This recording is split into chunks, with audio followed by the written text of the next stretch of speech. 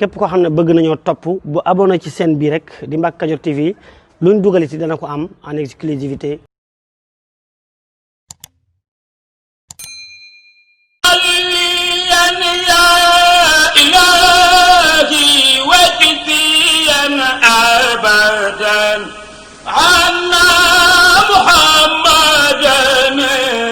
مختار في القدم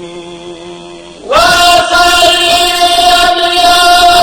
إلهي وجزينا مالكنا أن محمدا مختار في القدم وبعد شهرين في ذا العام ثم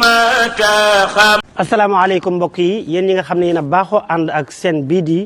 Mbacke Kadior TV à partir d'aujourd'hui gën nañ koo yaatal ci YouTube bi